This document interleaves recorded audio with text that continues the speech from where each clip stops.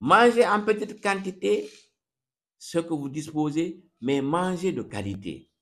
Jeûner n'oblige pas de manger toute la nuit. Évitez les boissons énergisantes, parce que ça a des problèmes. Vous avez 24 heures et de boule maintenant. Et évitez les substances trop sucrées.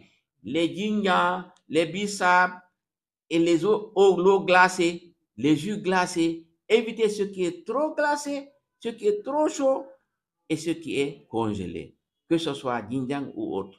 Évitez la quantité, évitez ce qui est trop chaud, évitez ce qui est trop glacé. Maintenant, quand vous jeûnez, si vous êtes nerveux, quand on s'énerve, quand on est stressé, je veux dire, la quantité d'acide là augmente. Au lieu que ce soit 2 gouttes, vous aurez un petit lac d'acide. Et ça se voit sur le schéma là. Donc, l'excès d'acide chlorhydrique entraîne une érosion de l'estomac et ça provoque une gastrite, ça s'appelle une gastrite de stress ou un ulcère de stress.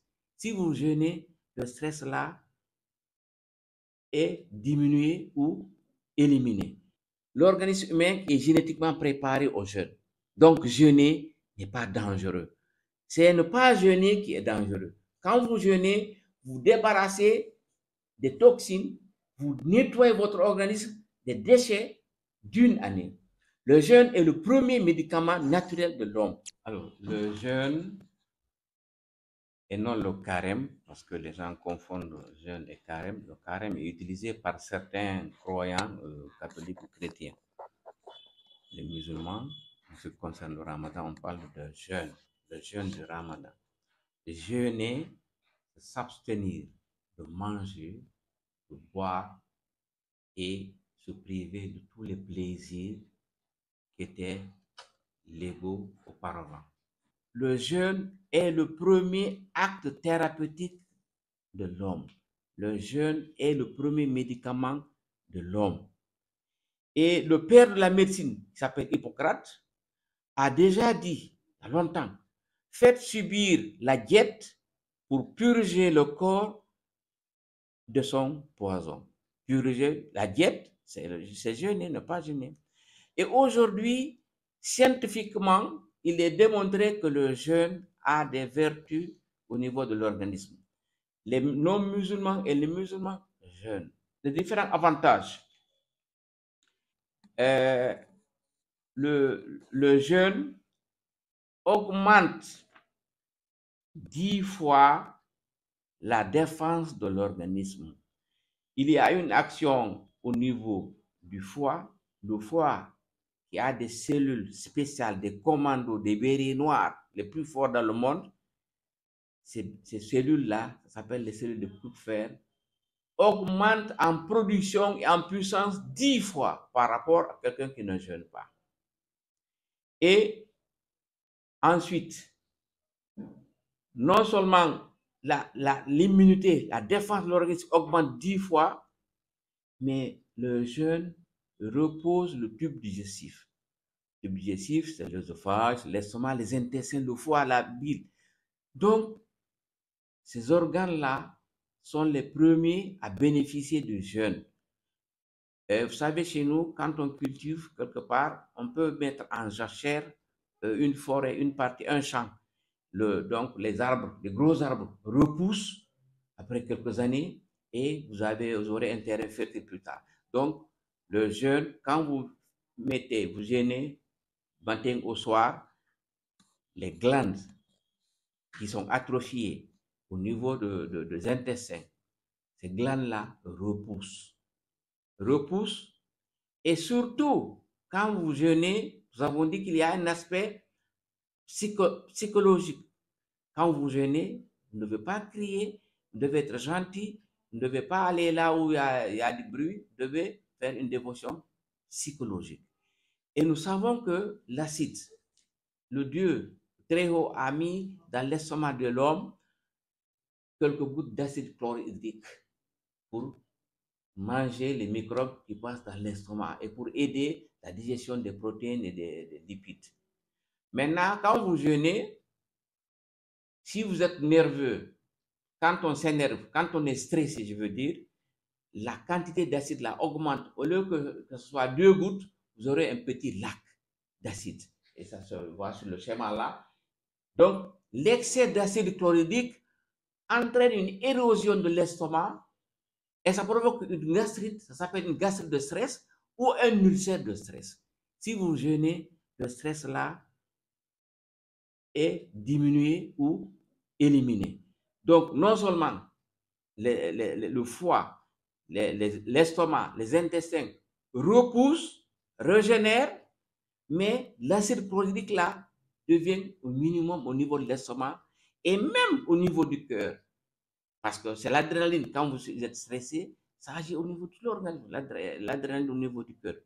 Ce qui veut dire que non seulement il y a l'immunité, la force augmente, mais le tube digestif régénère et ensuite, psychologiquement, il y a un bienfait.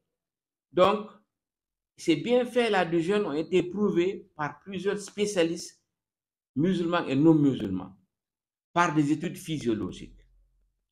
Donc, ce qui veut dire que, en gros, le jeûne améliore la forme physique et intellectuelle de l'homme.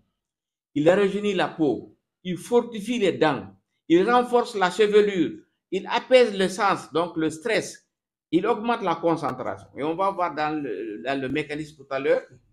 Et tout juste par ce foie-là dont j'ai parlé tout à l'heure.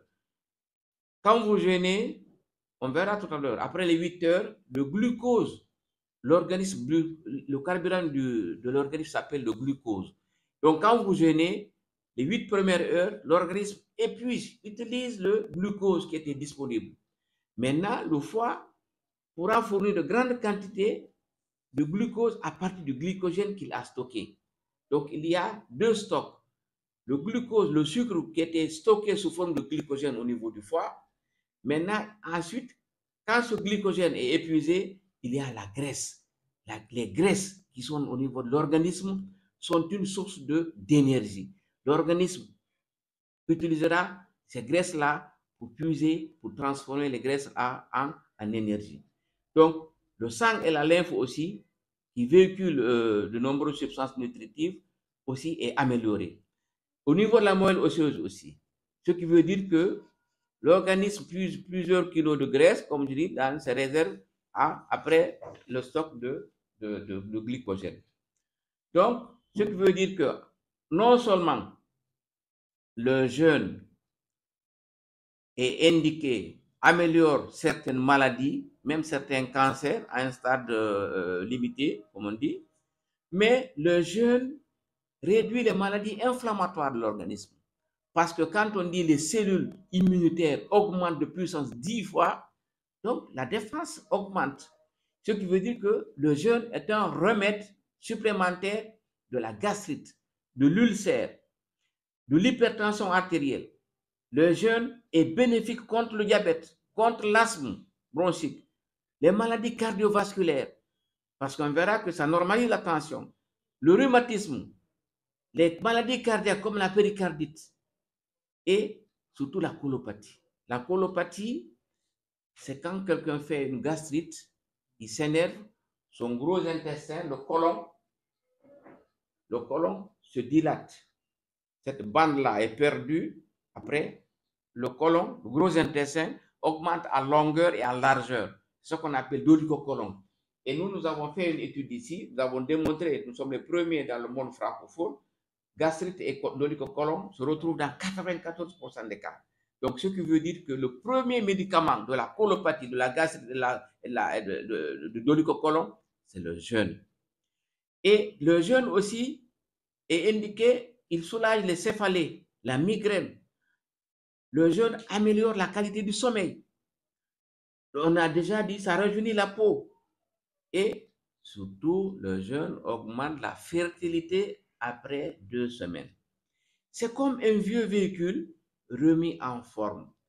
Vous avez les pneus qui sont réchappés, vous avez une vidange de l'huile, vous avez un changement d'hydraulique, vous avez la peinture, les boulons qui étaient desserrés sont resserrés, les phares sont améliorés. Bref, c'est un vieux véhicule remis à 2009.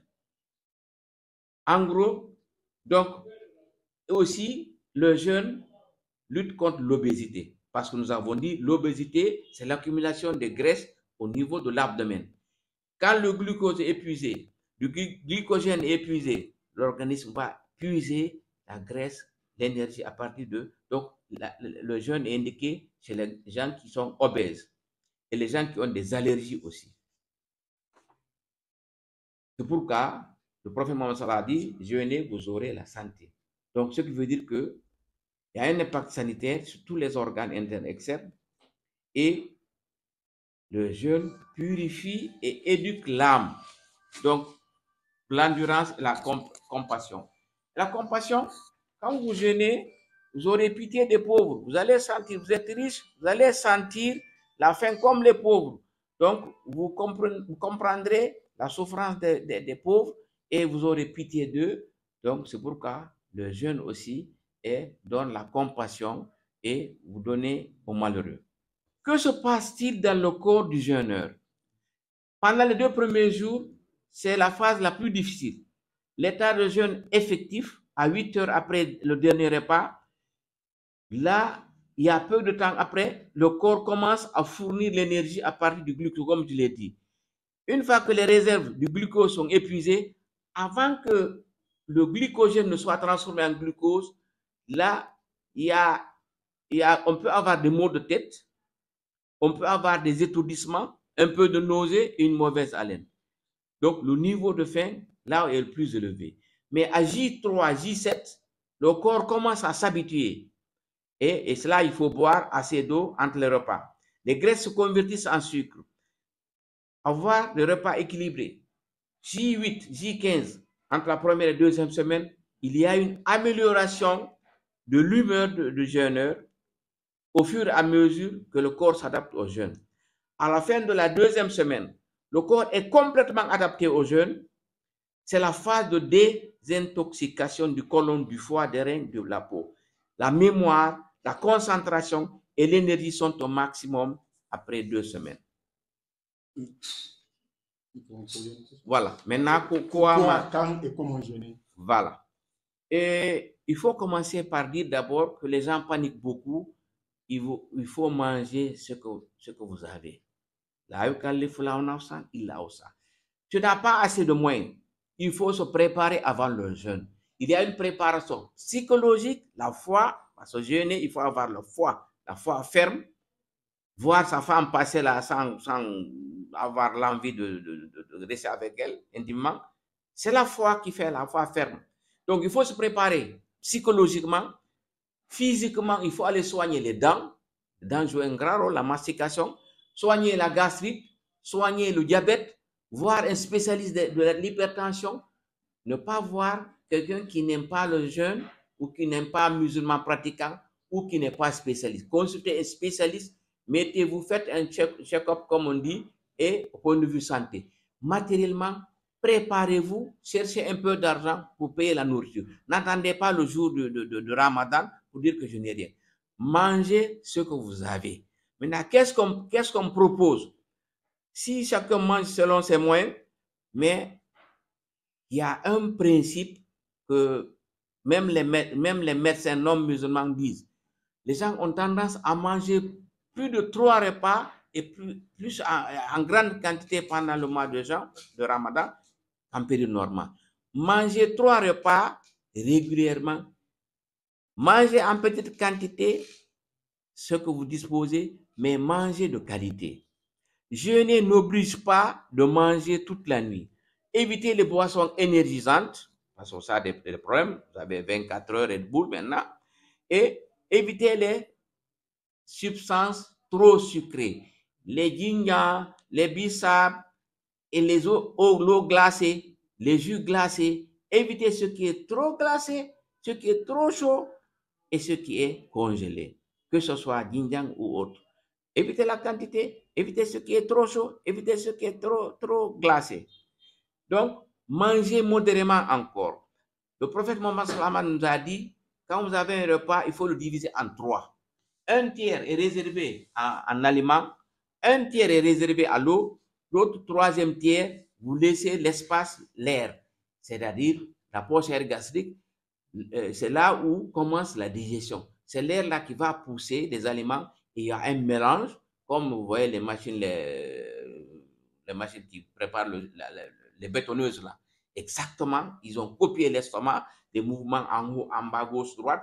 Mais si vous remplissez l'estomac et il n'y a pas de place pour l'air qui va pousser ces aliments-là pour la digestion de bas en haut, ainsi de suite, donc l'estomac va être bloqué et vous serez lourd, vous aurez la nausée, vous aurez le ballonnement, vous serez constipé, vous allez avoir la flatulence. Flatulence, c'est quand on mange un yoteba qui prend un poulet, par exemple, l'estomac est rempli, il fait des gaz nauséabonds. Et vous dégagez ça, vous ne pouvez même pas aller prier. Et vous êtes fatigué, vous allez vomir, vous allez faire des ballonnements.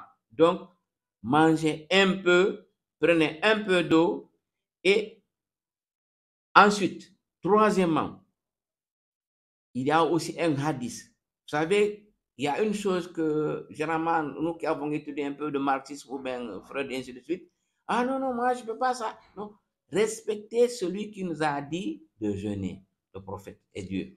Donc, il faut couper, il faut rompre le jeûne avant la prière. Quand le muezzin dit Allah Akbar, c'est-à-dire on a dit de jeûner dans la définition, il faut s'abstenir de manger et de boire depuis l'aurore jusqu'au coucher du soleil. Et il y a des gens qui disent non, le crépuscule, il faut que la nuit rentre. Il faut un crépuscule noir comme on dit. Non, le prophète a dit jeûner jusqu'au coucher du soleil. Donc quand le muezzin lance l'appel, vous coupez. Il est mieux recommandé si on a les moyens, une date ou 3. Mais si vous n'avez pas ça, prenez un verre d'eau ou bien une tranche de mangue greffée ou d'orange, ou bien une cuillerée de riz, avaler quelque chose. Pourquoi? Parce que quand on est à jeûne, l'estomac est collabé, il est fermé. Les enzymes, la salive qui se trouve au niveau de la bouche, tarit. Mais quand vous mangez, vous sécrétez maintenant l'aliment là, surtout la date. La date améliore tant l'estomac et la bouche. Donc, quand vous prenez quelque chose avant la prière, la salive revient. L'aliment sera plus facile à digérer. L'estomac qui était collabé va s'ouvrir. Les glandes qui sécrètent les enzymes. Il y a des enzymes qui favorisent la digestion. Ces enzymes-là seront sécrétées après avoir avalé la date ou l'eau ou un fruit ou un morceau, une tranche de fruit. Donc, la bouche sera prête, l'estomac sera prêt. Et après la prière maintenant, pour ceux qui n'ont pas de problème de ventre, ils prennent le repas, mais en petite quantité. La bouillie, le thau, la fidi ou fouti, ce que vous appelez, ou marofolani selon la langue, en petite quantité. Ne remplissez pas le ventre avec le jus de l'appel du muezzin. Que ce soit djinjang ou chose, ne remplissez pas le ventre immédiatement. Ne bloquez pas le passage et la digestion, facilitez la digestion. Donc, mangez un peu, prendre un verre d'eau, et il faut manger sucré. Pourquoi la date? Parce qu'il y a des sucres à dilution rapide. Le djinjang, par exemple. Le djinjang, ce que vous appelez ici, c'est une poudre chimique importée où il y a de sucre. Et les gens qui fabriquent augmentent le sucre. Donc, sucre sucre à dilution très rapide, ça neutralise ça paralyse l'estomac. Donc, il faut manger un sucré au départ. Vous pouvez manger un peu salé, lacté ou non. Et si vous n'avez pas de problème de ventre. Et généralement, utilisez le riz local. Méfiez-vous des ingrédients, des additifs, je ne dirai pas le nom. Et méfiez-vous des aliments épicés. Aliments épicés, trop de piment, trop de ceci, trop de maggi, trop de ceci. Évitez ces aliments épicés. Ensuite, si vous avez un problème de ventre, on en parlera tout à l'heure, prenez un verre d'eau et arrêtez. Donc, à la rupture, terminez la rupture sans être rassasié.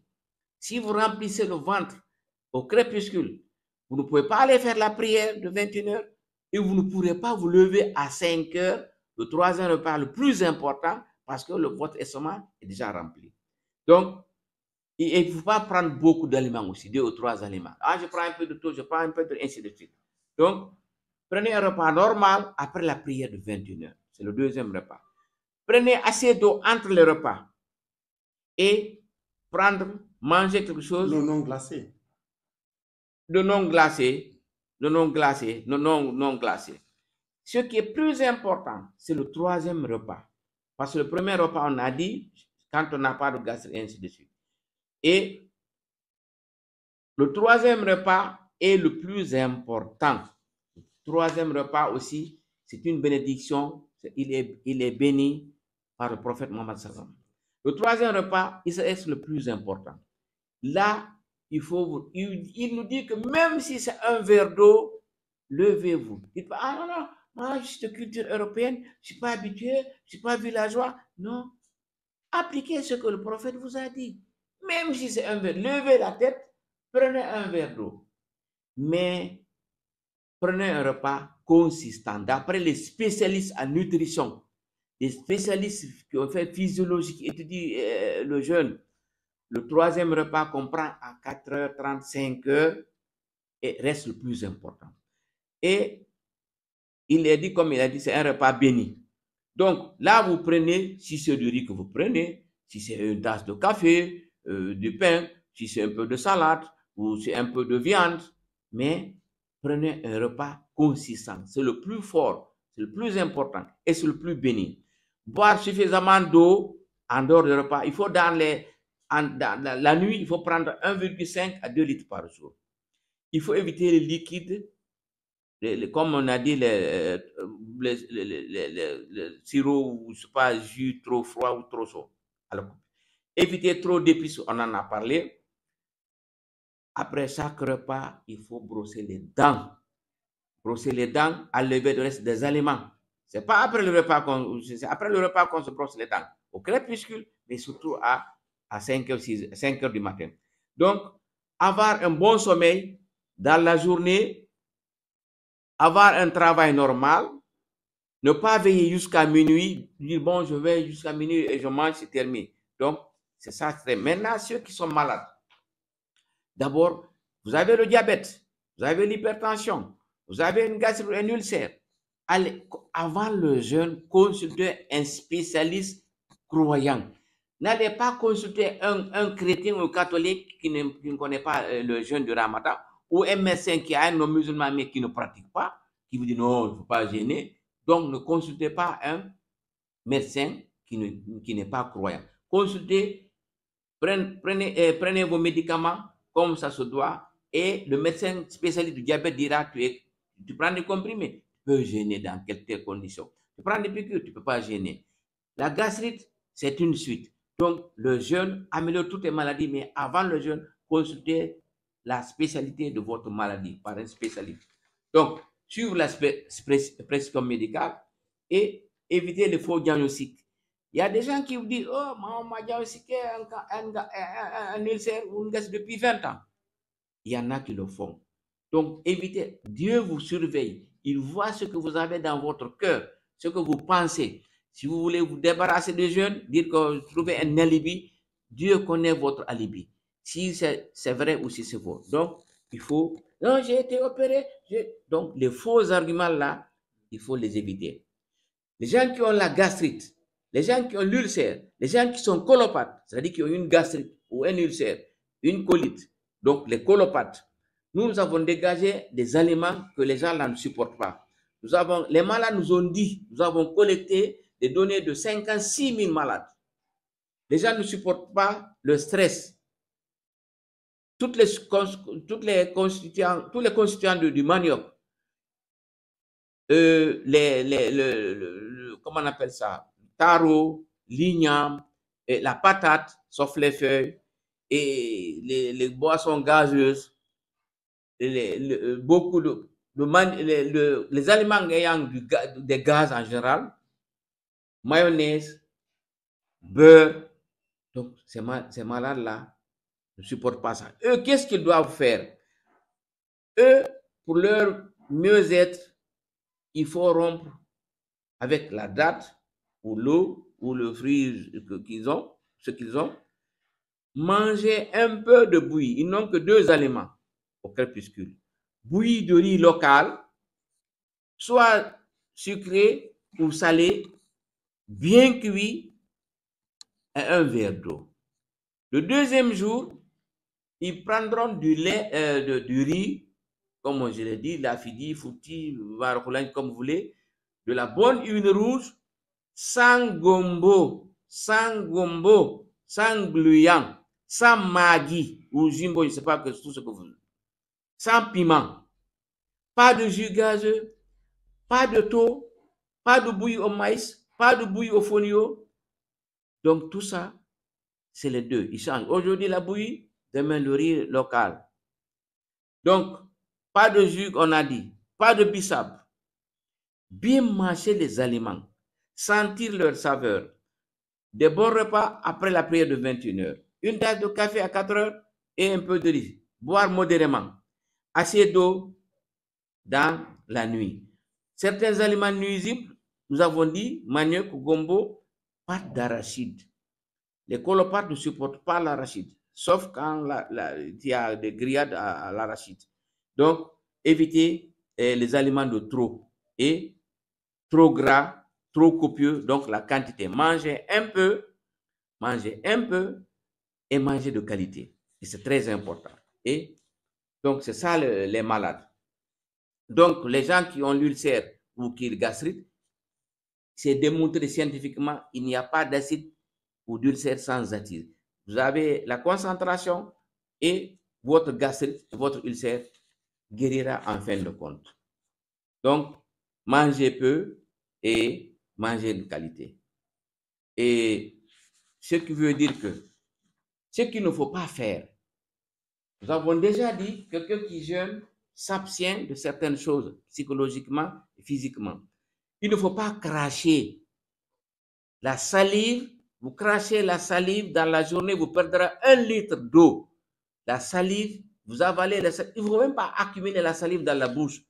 Il ne faut pas cracher. Quand vous crachez, vous perdez de l'eau et vous risquez de contaminer l'entourage si vous avez une tuberculose ou une pneumopathie. Ensuite, dormir, il ne faut pas dormir toute la journée, tout le temps. Il ne faut pas dormir. Il faut, quand à 14h, 15h, s'asseoir à l'ombre parce qu'il fait chaud.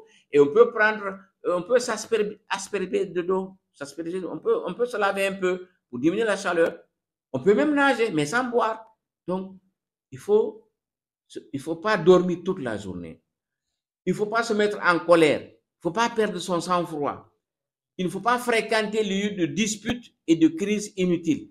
Quand quelqu'un vous donne un coup de pied ou vous insulte, dites-moi je suis à jeûne. Acceptez cela, c'est ça le jeûne, le stress là.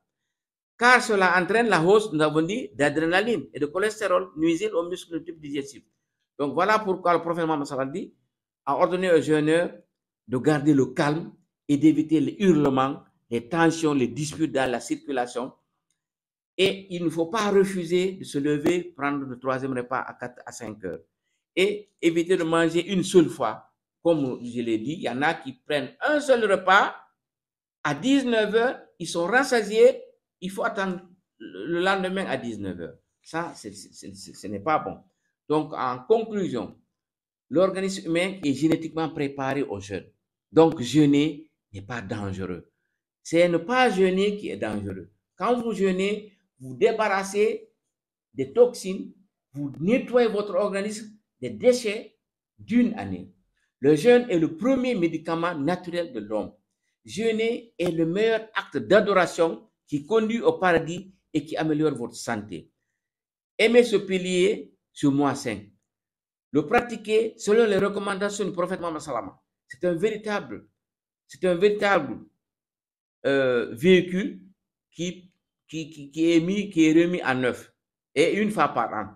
Donc, il faut respecter les recommandations et aussi du secrétaire de la Ligue islamique parce qu'eux, ils recommandent de jeûner jusqu'à l'appel du muezzin. Il y en a qui disent non, nous, il faut que le crépuscule soit noir et ce sont les Yeteba là qui font ça. Et voilà.